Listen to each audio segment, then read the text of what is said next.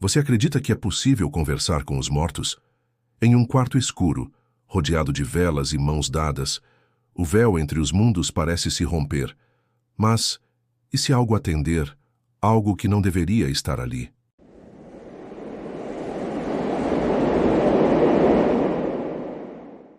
(1974) Califórnia. Doris Bitter alegava estar sendo violentamente atacada por entidades invisíveis em sua própria casa.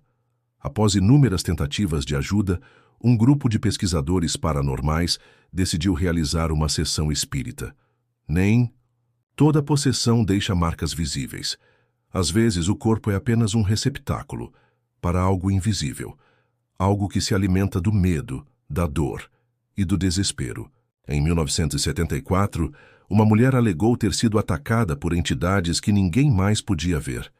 Mas o que os pesquisadores encontraram foi muito além do que a ciência podia explicar.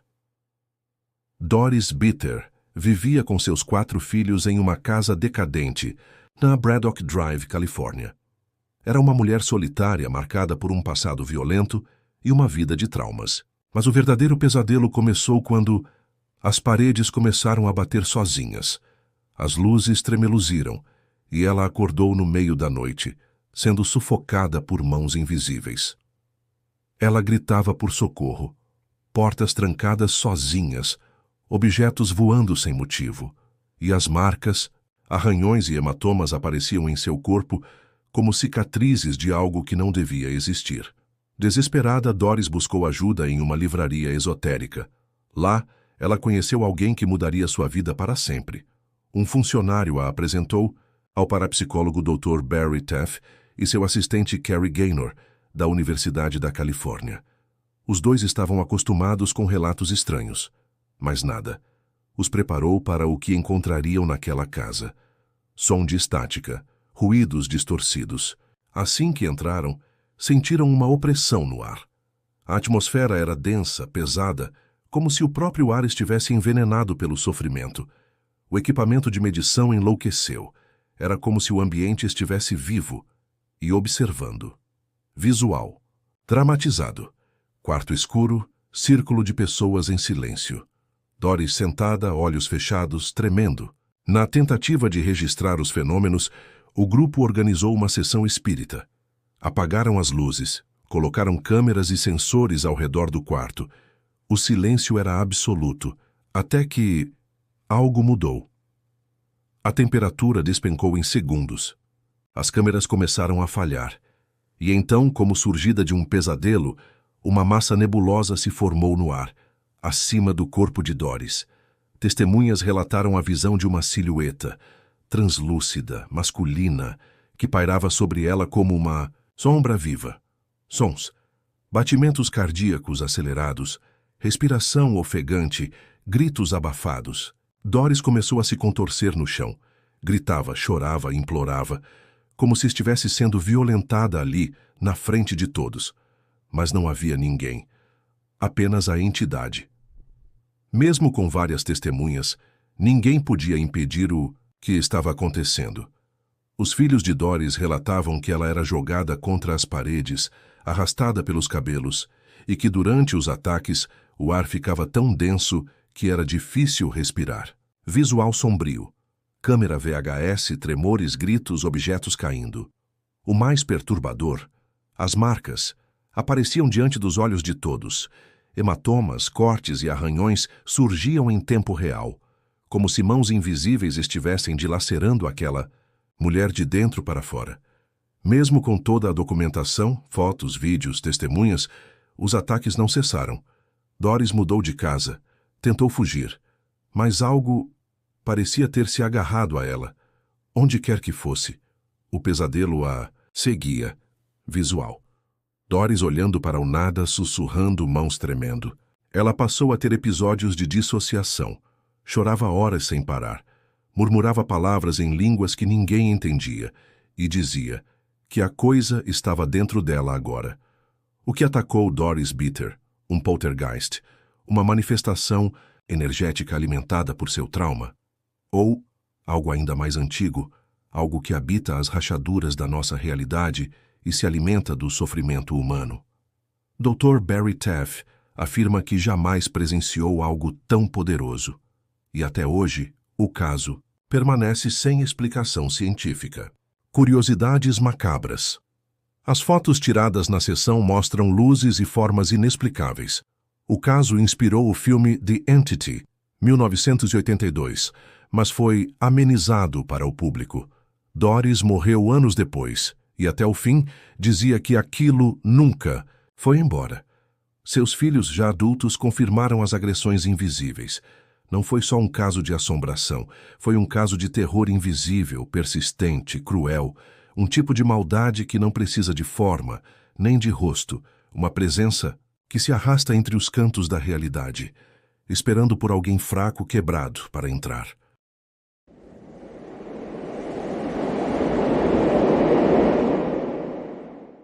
Não era apenas um barulho na casa, nem uma cadeira se movendo sozinha. O que aconteceu em Enfield, Inglaterra, entre 1977 e 1979, ultrapassou o limite do compreensível. O espírito de um homem morto falava com uma voz gutural, saindo da garganta de uma menina de apenas 11 anos. Mas o que realmente aconteceu dentro daquela casa vai além de tudo que você já ouviu. A Casa 284, na Green Street, em Enfield, era uma moradia simples de classe trabalhadora. Era habitada por Peggy Hodgson, uma mãe solteira com 4 filhos, Janet, Margaret, Johnny e Billy. Tudo começou em agosto de 1977, quando as 2 filhas, Janet, 11 anos, e Margaret, 13, começaram a ouvir batidas no quarto durante a madrugada. Logo as coisas evoluíram. Móveis se arrastavam sozinhos, brinquedos eram arremessados por forças invisíveis, e um dia, a mãe presenciou uma cômoda pesada sendo empurrada até a porta do quarto, como se algo estivesse tentando impedir a saída das meninas. Efeito sonoro. Madeira arranhando o chão, batidas, passos pesados. Mas o mais aterrador começou quando Janet passou a falar com uma voz que não era sua, uma voz grave, arrastada, com sotaque masculino. Era como se algo estivesse dentro dela. Ou pior, falando através dela. O que ela dizia? Que era Bill Wilkins, um homem que morrera naquela casa anos antes. Trecho dramatizado. Janet, com olhos vidrados, voz gutural. Eu morri em uma cadeira. No canto da sala, a voz de Bill era áspera, profunda, surgia do nada. Médicos confirmaram. Janet não tinha nenhum problema físico que justificasse tal vocalização. Ela podia sustentar aquela voz por horas, sem esforço aparente. O mais bizarro, Janet parecia não lembrar do que acontecia durante os episódios. Foi então que pesquisadores decidiram realizar uma sessão espírita na casa. Presentes estavam membros da Sociedade de Pesquisas Psíquicas, jornalistas, investigadores e o polêmico médium Maurice Gross. A sala foi preparada, com gravadores, sensores de movimento e luzes reduzidas. E então, tudo começou. Cena dramatizada. Círculo de velas. Janet no centro. Sussurros. Uma vela apaga sozinha. Um som metálico ecoa do teto. Janet começou a entrar em transe. Seus olhos viraram. As velas se apagaram uma a uma. E uma sombra se formou na parede, subindo do chão ao teto, como se arrastando. A temperatura caiu repentinamente. As janelas tremeram. E quando todos pensavam que Bill estava ali, Janet riu. Mas não era sua risada. Era uma gargalhada grotesca, distorcida, como se algo zombasse de todos. O que muitos não sabem é que Bill não era a única entidade naquela casa. Durante as sessões, vozes diferentes começaram a se manifestar. Um rosnado grave, uma mulher chorando em latim, crianças cantando canções antigas. Era como se o ambiente tivesse se tornado uma fenda, uma rachadura entre mundos. Visual. Sombras múltiplas se movendo sozinhas. Janet levitando na cama. Um crucifixo vira sozinho na parede. As manifestações físicas ficaram ainda mais violentas. Janet era arremessada contra paredes. Margaret foi puxada da cama por forças invisíveis.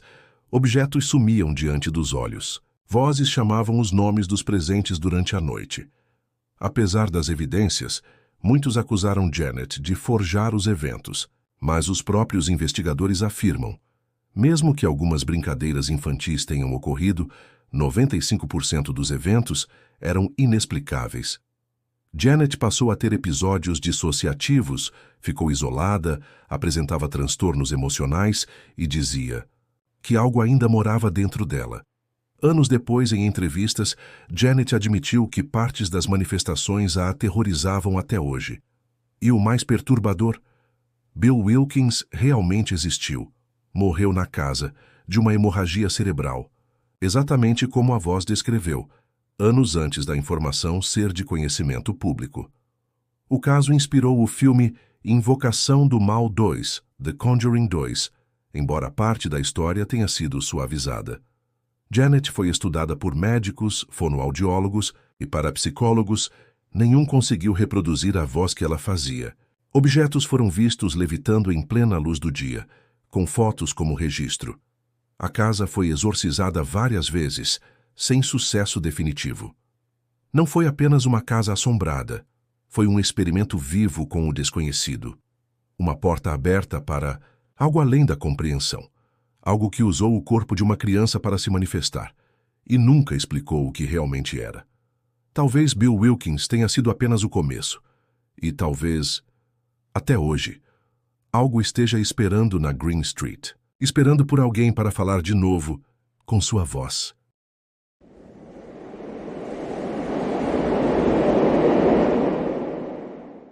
Chicago 2003. Uma mulher solitária, marcada pela dor da perda do irmão, decide buscar respostas, por meios que jamais deveriam ser abertos. O que começou como uma tentativa de reencontro espiritual terminou em delírio, colapso psicológico e um legado sombrio, que ainda hoje assombra os arquivos do hospital psiquiátrico onde ela foi internada. Essa é a história de Liza Ann, a invocadora de Chicago.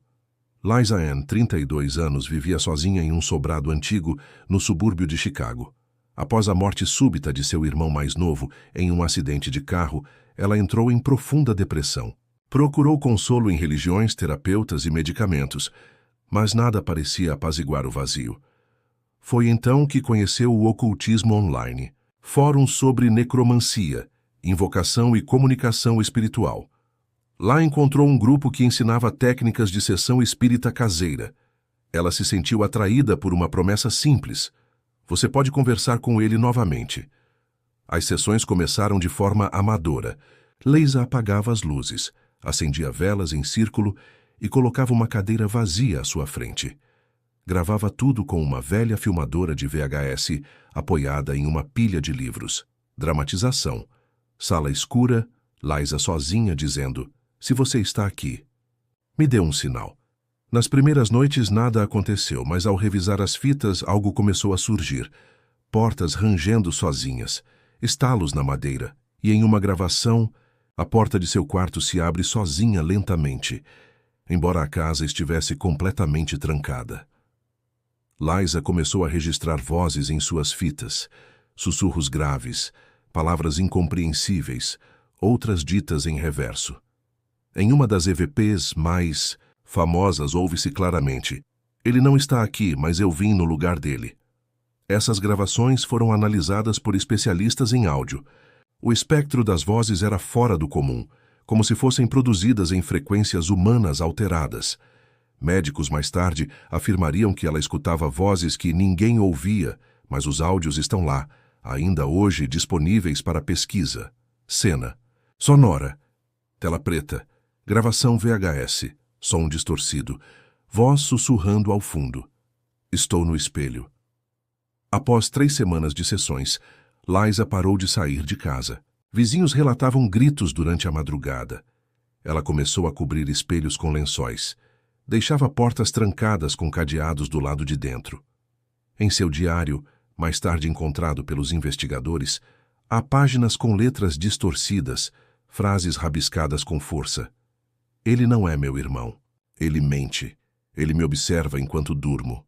Curiosidade macabra. Uma fita de vídeo mostrava Liza dormindo. Às 3h06 da madrugada, um vulto passa ao fundo, entre a porta e o corredor. Ela não percebe, mas ao revisar o vídeo no dia seguinte, Desmaiou. Em outubro de 2003, Liza foi encontrada nua no quintal, ajoelhada, falando em uma língua irreconhecível, com as unhas sangrando de tanto arranhar a parede do quarto. Foi levada para o hospital psiquiátrico de Cook County, onde permanece até hoje sob vigilância médica. Os médicos diagnosticaram esquizofrenia paranoide aguda, mas o que intriga os envolvidos é que, mesmo sedada, Liza continua a murmurar frases em EVP. E em noites de tempestade, os enfermeiros afirmam que ela sorri e diz: "Ele está voltando." Relatórios médicos confirmam que não há histórico de distúrbios psiquiátricos na família. Os vídeos gravados foram analisados por peritos forenses e investigadores paranormais. Um deles, em entrevista, anônima, declarou: "Há algo ali, algo que entrou na casa e não saiu." O porão da casa de Liza permanece lacrado. Após sua internação, moradores disseram ouvir barulhos e choros vindos do local, mesmo com a casa desabitada.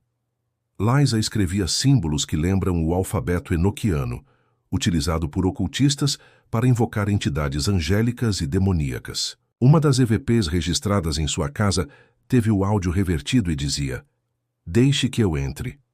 Os vídeos de Liza se tornaram alvo de estudos em parapsicologia e até hoje dividem opiniões sobre fraude ou fenômeno genuíno.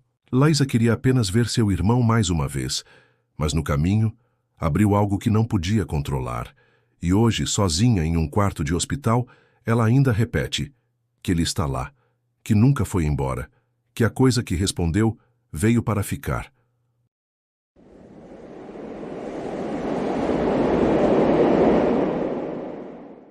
Escondida entre colinas silenciosas e bosques fechados no sul da Itália, existe uma capela esquecida pelo tempo.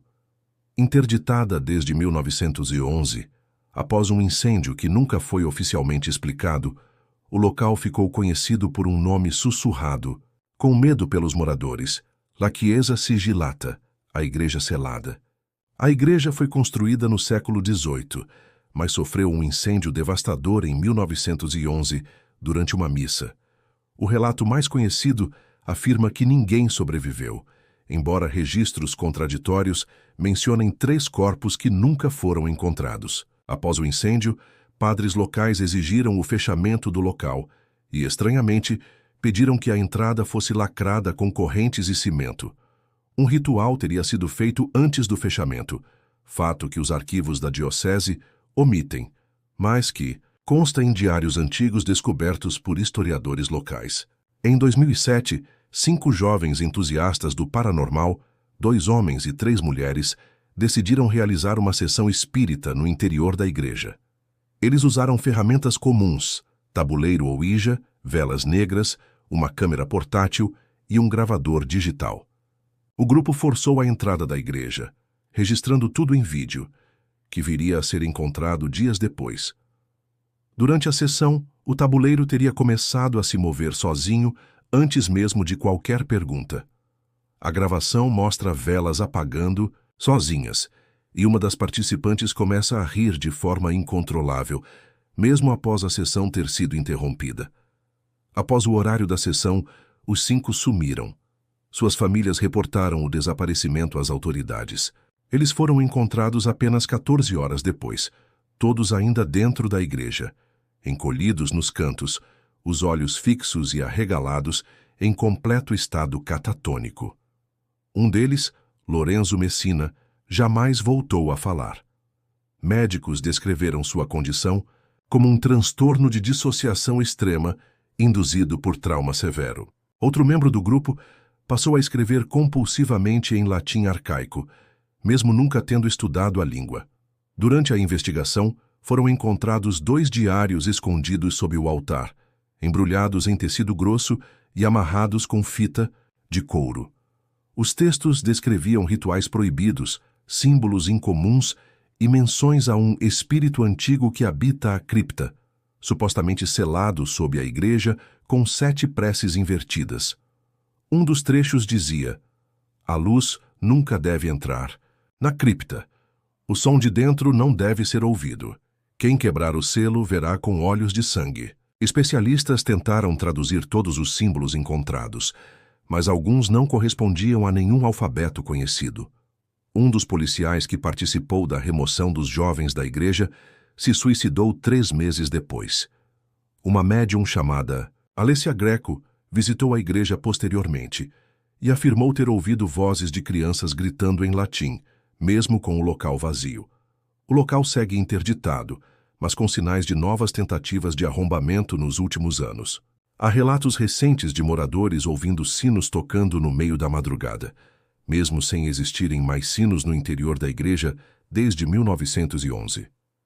O que exatamente aconteceu naquela madrugada? Teria o grupo libertado algo adormecido há mais de um século? E o mais assustador, por que alguém selaria uma igreja com cimento, oração e silêncio absoluto? Talvez porque alguns lugares não foram feitos para os vivos.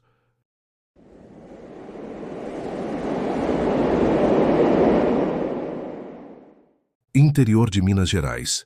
Um lugar calmo, de ruas de terra e poucos habitantes. Mas escondido entre os trilhos enferrujados de uma linha ferroviária desativada, existe um segredo sombrio que nunca foi totalmente explicado. Tudo começou com uma brincadeira.